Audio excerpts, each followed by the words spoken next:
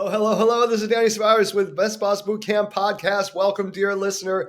So delighted to have you here. So delighted with our guest today. This is Lisa Stokes Nicholas, who will be telling us all about something that I think is really important and interesting for all of us to hear right now. And it's how to move through the overwhelm of responsibility and care and activism around climate change and what to do with that in our middle manager role, in our senior manager role. So welcome, Lisa. So good to have you here. Great. I'm glad to be here. Thank you, Danny. Excellent, excellent. So a little bit about Lisa before we get into chewing on that juicy, complicated, important question. A little bit about Lisa. So during the past 30 years, Kavi president Lisa Stokes Nicholas, by the way, Kavi Consulting is the name of Lisa Stokes Nicholas consulting firm. So it's Kavi president Lisa Stokes Nicholas has led organizations through game-changing transitions. A skilled consultant, trainer, and national speaker, Lisa has led transformative and lasting change within domestic and international corporations and nonprofits serving multiple sectors. As part of this work, Lisa and the Kavi staff have facilitated dozens of strategic planning processes, mergers and acquisitions, governance improvement efforts, and conflicts while coaching hundreds of professionals to lead transformative and lasting change. And a little bit about how I've known Lisa. I've known Lisa probably, like 30 years, more than that. Yeah. About 30 years, probably. Lisa and I work pretty intimately together when we work for the Planned Parenthood National Organization. And then later on, coming outside of that, continued to work together around some merger and acquisition culture changes in organization. So great deal of respect, great deal of affinity. I'm honored to call Lisa a friend and a colleague. Lisa, is there anything else that you want to tell us about your bio to kind of flesh it out a bit more?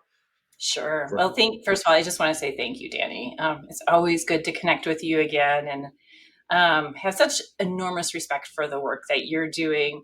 I think the only thing I would add is actually sort of the opposite of all the credentials. I would say I'm just sort of an ordinary person, like many of us, who at some point in my life became really concerned about what was happening around us and decided that it was my job to figure out what I could do with what I had in my life and strengths and my own business to what I could do about the climate issues that were evolving around us and about the environment. And so certainly done some formal training, went through a course at Cambridge about, sustainability leadership, and have spent quite a bit of time with colleagues who have amazing backgrounds in sustainability, spent a ton of time at conferences, all that kind of stuff. But the truth is, I'm just another human being. And I think that's what we'll be talking about today, is what each of us can do with the strengths we have and where we are to really help in this area.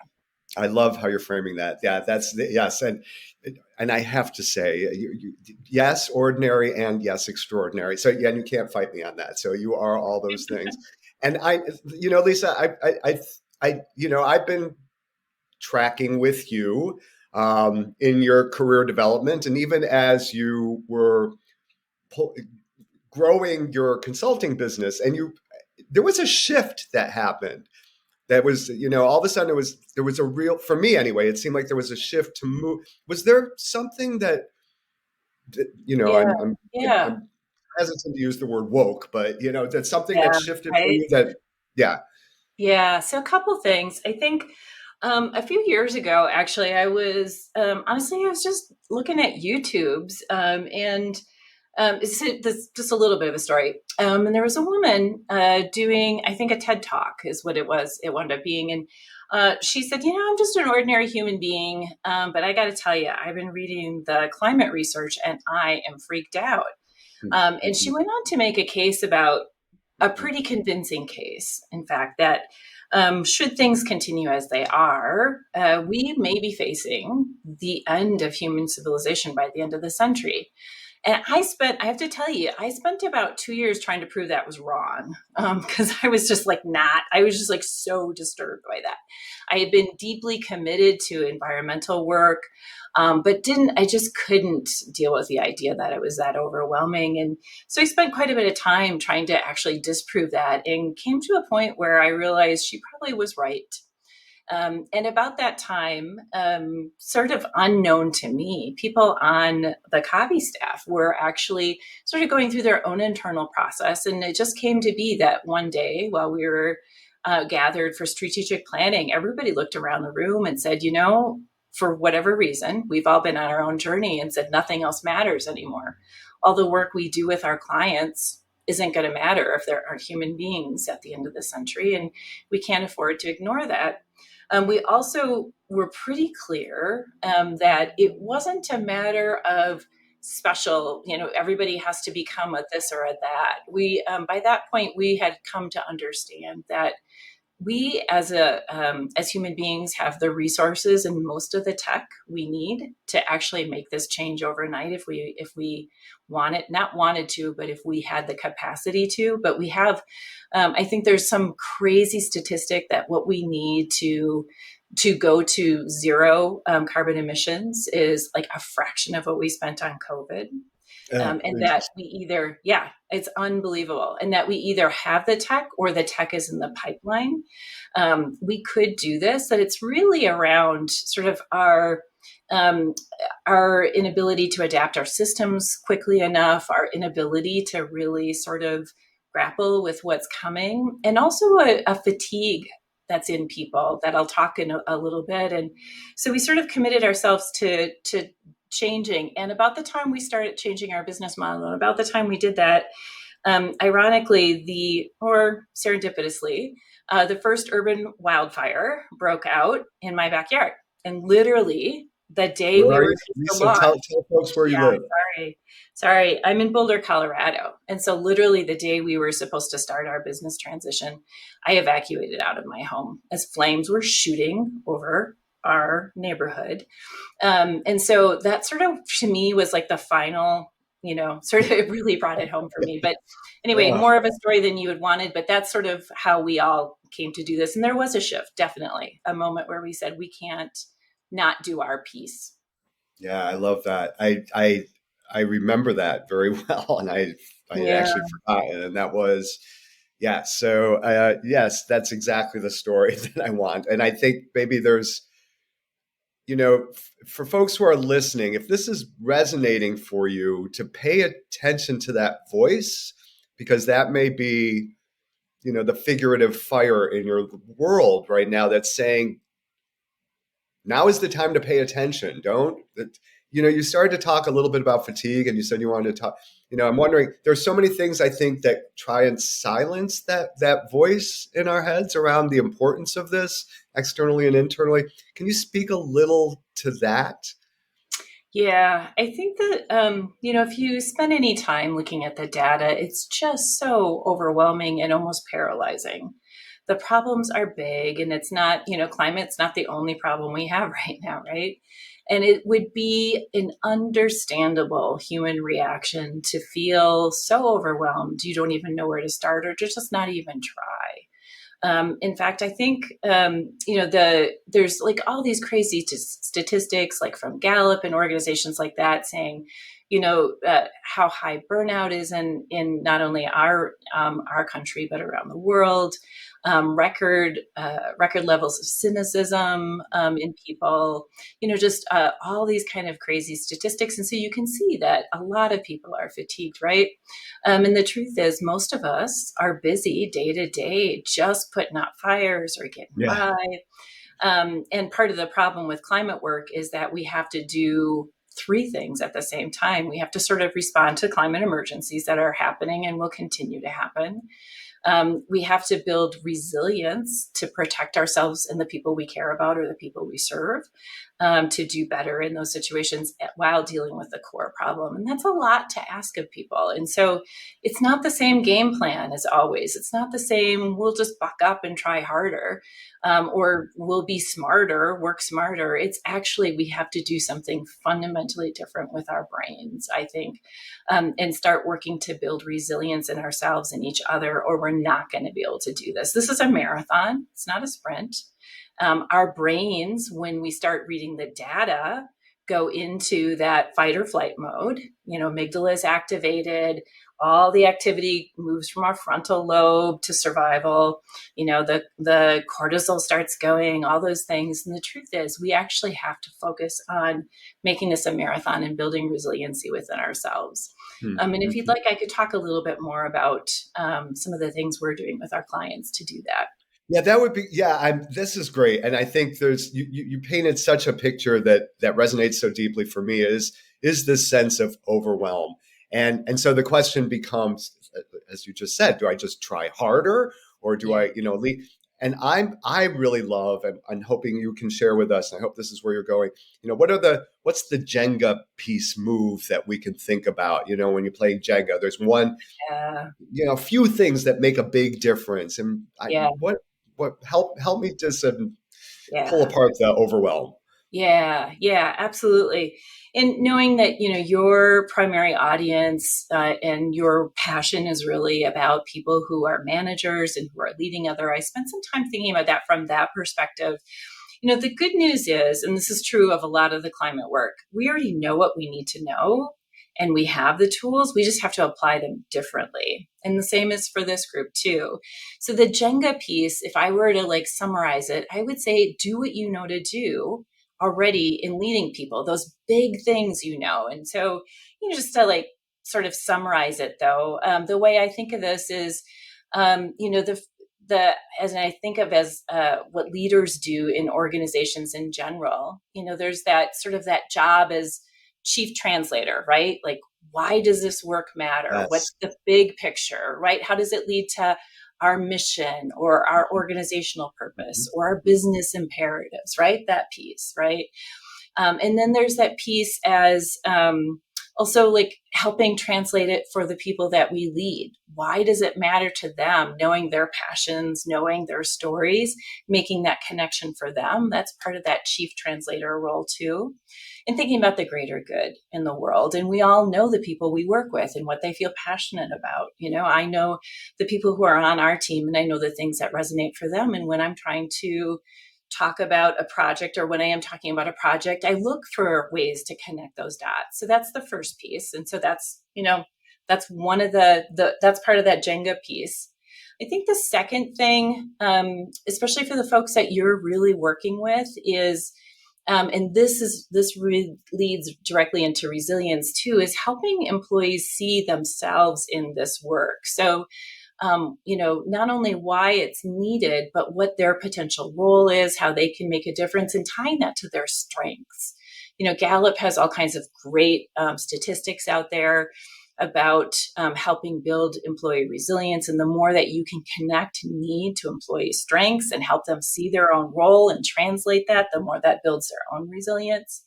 And so I think that's that second part of the Jenga piece, is helping employees see their strengths, right, and their passions. And then the third is really partnering with employees and people in our workplaces to help them find the opportunities and identify those needs or those systems that maybe need to change. So, for example, a classic that we see when we work with folks or work with employers is, their whole work process is set up around things that actually contribute to CO2 instead of reduce them. Or employees are rewarded for behaviors that actually make the environment worse. So those are, system changes that need to happen. But often we find that it's the employees who interact with the clients day to day or who are in the facilities day to day who see the opportunities for a real change too that can be game changing. And so helping connect employees not only to, why this matters, what their strengths are, but also listening and working with them to identify those very hyper local opportunities in the workplace to make substantial changes. So that's, it's good news. That's what we do all the time, right? That's what we do as leaders. That is our job. And so it's just applying it through a different lens. I'm feeling like there's something, but there needs to be a precedent or a priority or an imperative, right? That needs to be set.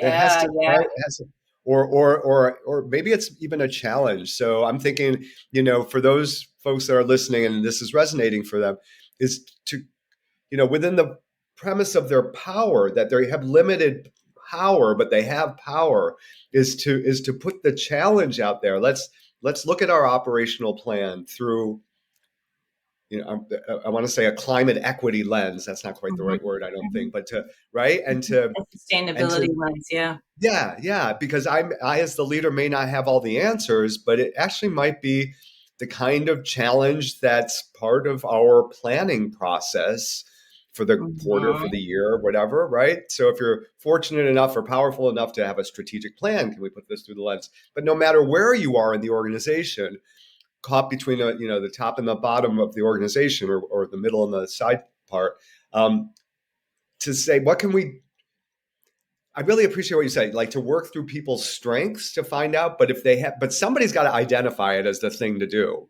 Yeah, that's where we start at the top and sort of that first piece of translating. How does this actually connect to our organizational purpose, I see. or our business I imperatives or see. our Love mission? that. Because Right. without that, nothing else matters. And so when we work with whole teams, we start at that. How does this connect to your business imperatives? Because there's these statistics out there. I think 70% of a recent survey I'm sorry, recent survey, 70% of CEOs globally said they believe that climate initiatives actually were counter to their productivity or No their kidding. their business success. And that's not actually true, but we need that translation piece, right? And so that's actually where we start is like how would this further your business imperatives? Where would this get in the way? How do we need to change things in order for that to not be true? What is the business case for sustainability? Hmm. Because you're Hmm. not, when it's a nice to, it's important, but it's not going to beat out the have tos. You Yeah. have to be able Yeah. to connect it to the have tos in a genuine way, right? How does this actually move? So I'll give you a couple examples. So on a nonprofit, we have an inner city client, really, really gritty, tough work. And they're working on sustainable housing, right? And this could be just like one more thing that they have to think about, right? And housing is fraught with all kinds of things, right? That list could be endless. But we started at the top of the sort of strategy piece, which is, when we stood back and looked at it, they realized that their sort of stock of affordable housing, which is their job to guarantee affordable housing, was going to diminish over time because of what we call environmental gentrification. They're close to fresh water, and they will not be as warm as we will be out in the West, or Florida is about to become my new home because I'm moving to be with family. And there's all kinds of issues living in Florida. They actually they'll have some negative climate indicators for sure. They're going to be much more favorable than other parts of the country. And so when they started thinking about it from that strategy perspective, they actually realized climate was front and center to them. It was just in a different lens Interesting. than they Yeah. had been thinking of. And so that's a good example, though, of making those connections. Or we've had other clients that will that see business opportunities. So, for example, consumer groups that really want to know what the product they're buying, is it sustainable? How does it Hmm. impact the environment? I Or love that. I'm in Yeah. a business group where somebody was doing promotional T-shirts, but she won a bid because her T-shirt comes with a kit to mail it back to be recycled, so on and so forth. Yeah. So a whole new business group there for her. And so it's those kind of things, thinking about, yes, it could actually be a problem. So it's not sugarcoating it, but what can we do to make this a win-win for everybody? And so you do that obviously at the top level, but also within the organization. So it's not to circumvent that at all. It's really important. I think, though, the folks that you work with play such a pivotal role in identifying when that's missing and saying, we need this. Can you help connect those dots? Or saying, here's some things maybe you don't know that might Yeah. help those connect those dots. As that, and I always think of those managers as chief translator. That's their not their only job, but one of their very important jobs.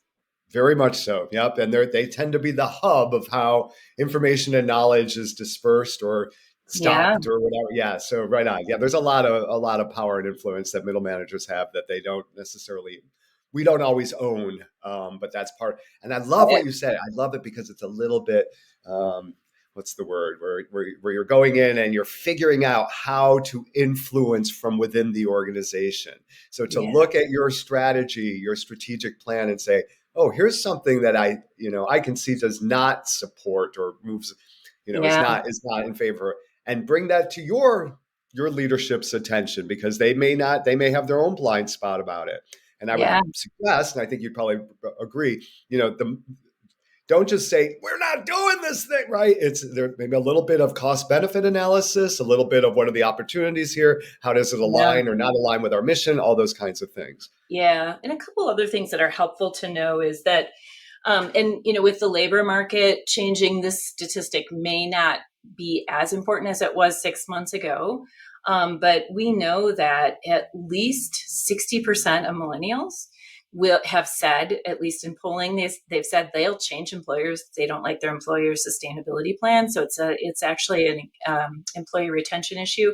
It's also an opportunity for employee engagement. If you think about it, connecting this to something that matters, the business imperatives, the mission with people's strengths. It's another way to do that. It's another way to engage employees in problem solving.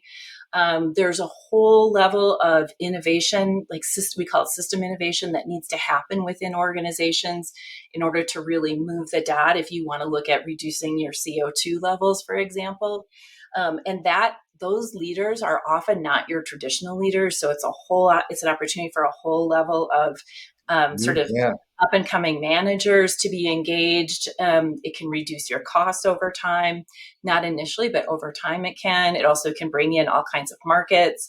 I gave you an example of a colleague of mine who won a very substantial contract with a top 100 corporation because she could, send the t-shirts back to be recycled. There's all those business pieces too that are really important to it. Besides, some of the other things that we were talking about.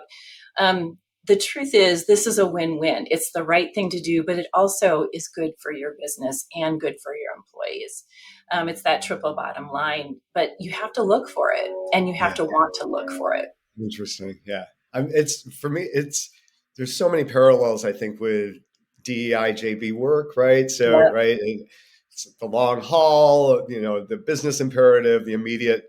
Yeah. It's harder before it gets easier kind of thing. And that doesn't make that we avoid it. It just means that we know what we're getting into and we lean into that. Marathon, not a sprint.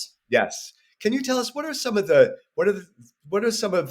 things that a manager can do right now, for instance? So I loud and clear, look at your strategy, find ways, but are there like daily practices that you would recommend that would be surprising for us?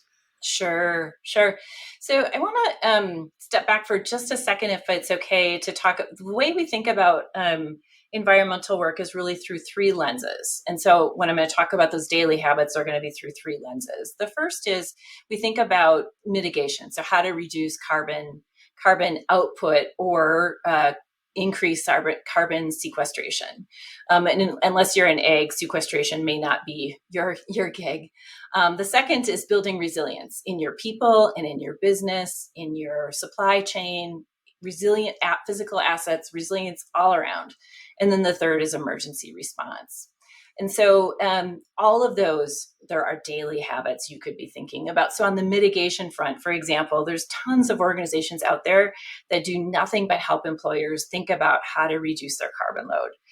So sometimes it's having a consulting firm come in and actually really look at your property and plant if you're a manufacturer. There's also organizations out there for consulting, for nonprofits that may not have a lot of, if you're not a transportation provider or something like that, you just sort of have normal office operations. There's organizations out there that can help you think about things. But a good example is your commuting patterns, right?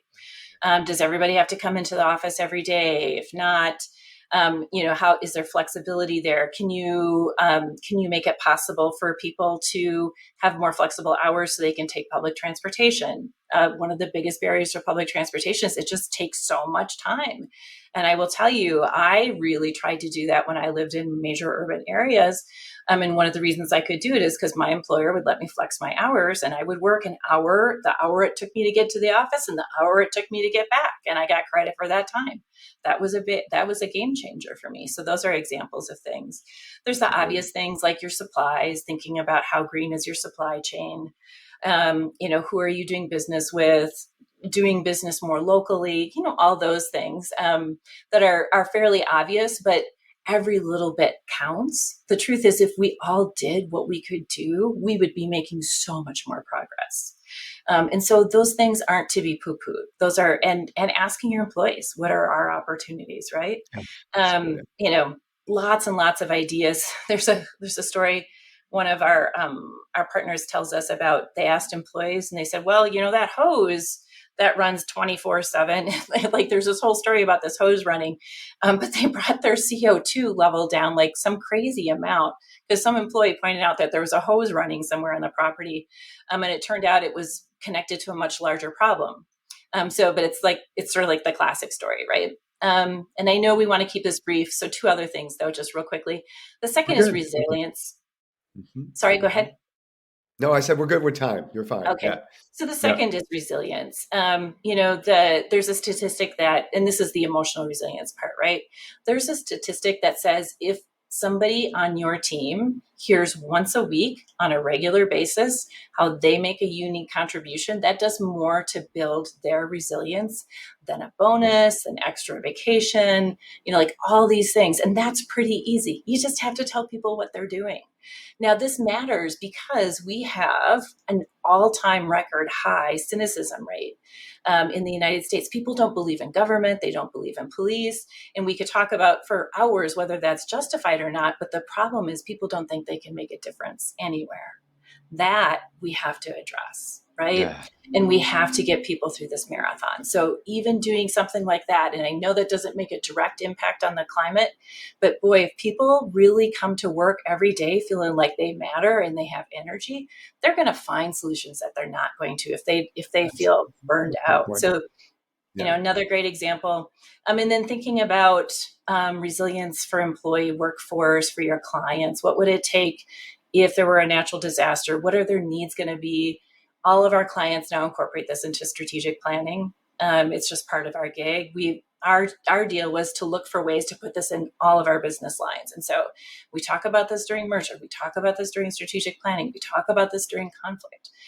There's all these things that connect to, ways to connect the environmental work and resilience overall into that work. And so looking for those opportunities. And then the last is emergency response. Looking at what your emergency response will be in 5 years or in 2 years, when, so for example, we have climates. We literally this morning, we're talking about what needs to happen to guarantee employees access to fresh water, food, and safe shelter when X, Y, and Z happens. And that's an important part. And that's not a daily habit, but that also conveys to your employees that you matter, or conveys to your employees that they matter to you. And there's organizations that can help with that kind of thing too. There's a great organization called Ep30.